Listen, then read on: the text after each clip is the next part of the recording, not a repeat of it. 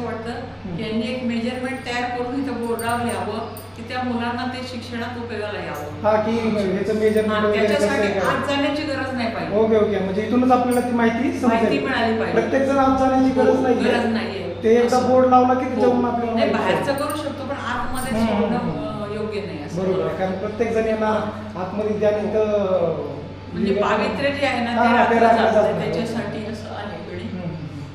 आणि इथे वर इथे बघा 2 यक्षिणी आहेत दोन्ही बाजूला, 2 यक्षिणी.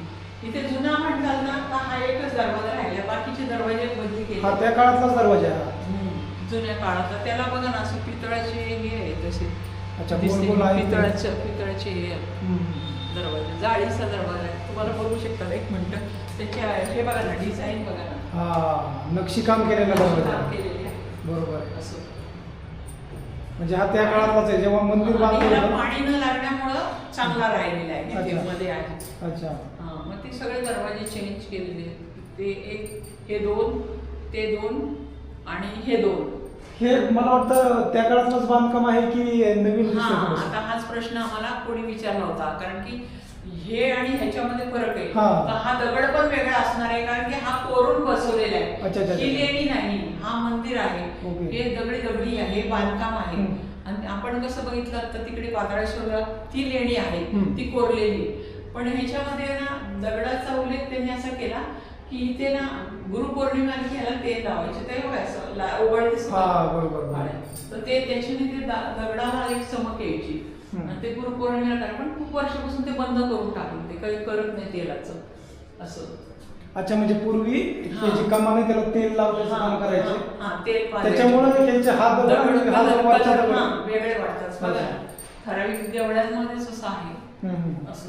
नाही तर मग बाकी पांढरं दिसतंय दगड. मला असं एकाने विचारलं होतं. आणि जेव्हा इथं बांधलं तर वर बघा, जेव्हा आपण वरती जाऊ ना ते वरती प्लेन आहे आणि या मंदिराला कळस नाही बांधला, त्यामुळं ही जी उंची आहे ना दगडाची तर आपल्या कमरेपेक्षा जास्त असणार आहे. पण हे दगड सलग कसे बसलेत बघा, त्याला कुठं सपोर्ट नाहीये. अशी प्लेन स्लॅब जो घेतलाय ना तिथे दिसत नाही काही असं की त्याला काही सपोर्ट दिलाय. अच्छा, म्हणजे टेक्निकल वापरून त्या काळामध्ये. हो, आणि असं आहे.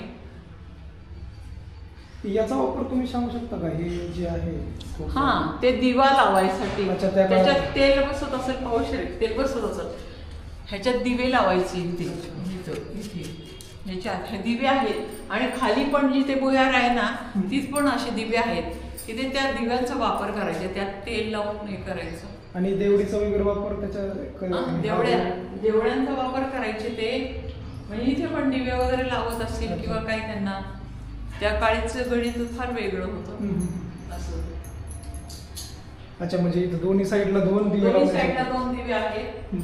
म्हणजे ह्या एवढ्या ह्याच्यामध्ये चौकामध्ये उजेड राहायला पाहिजे अशा हिशोबाने तेव्हा त्याचा वापर होत असत. आणि वरतून हे जागा पण सोडलेले आहेत की उजेड ते तेव्हाच केलेलं आहे त्या वेळेस. आणि तिथं कड्या पण आहेत बघा, कोपऱ्यात बघा कड्या दिसतात का, त्यांनी बांधकामात असं केलेले. आणि खाली जे आहे ना आम्ही चौकात जातो ना तिथे सगळ्या भिंतीला कड्या आहेत आणि छोट्या छोट्या देवळ्या पण आहेत.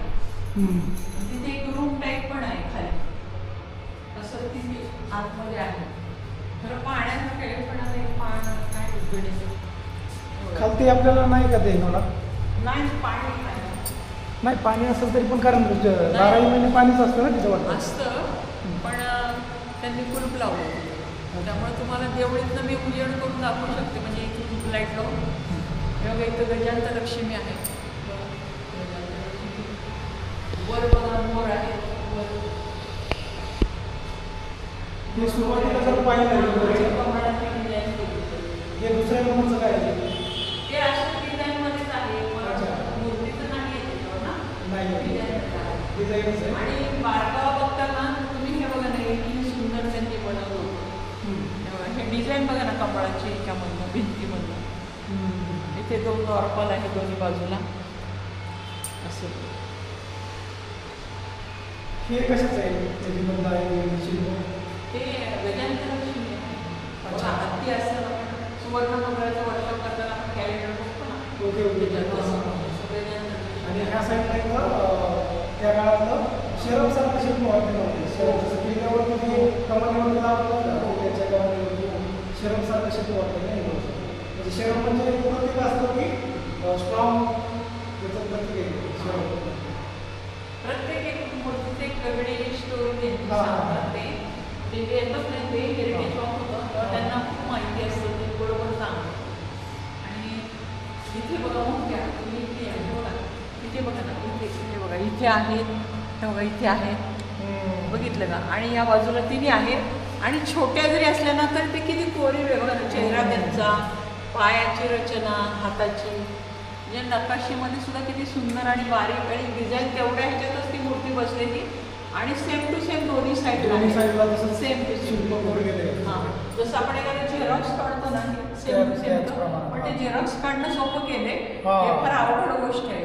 आणि त्या काळी सुद्धा मशिनरी नसताना पण एवढं सुंदर बनवलेलं आहे. खरंच कमाल आहे. असं आणि बारकावा पाहिला ना तर खूप असं जवळ पाहिलं तर खूप सुंदर. आता इथे बघा ना ही पाकळ्यांची अशी फुलांची डिझाईन त्यांनी घेतली आणि एकसारखी आहे बघा किती ठिकाणी. बरोबर.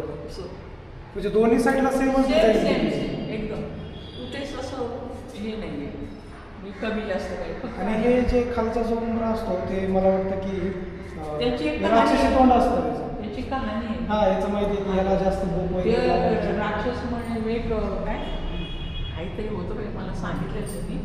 पण ते स्वतःलाच असं खाण्याचा तो असं खायचा सगळं खायला माणसाला पण खायचा. तर त्यांनी म्हटलं त्याला देवाने सांगितलं की तू शेपटीपासून तुला खा. तर तो संपला. तेव्हा ते त्याला तिथं म्हणले की तुमच्या देवळात दारात देवाच्या दारात त्याला हे दिलं. आणि एकाने सांगितलं की ते शंकराचं सासर का चालले का नाही थांबा 5-10 मिनटं थांबा नाही तर मग जावा थांबा ना 10 मिनटं पुढे घरी जाऊन काय करता थांबा का असं. आणि तिथून खाली आपल्याला पाहता येईल दाखवलं.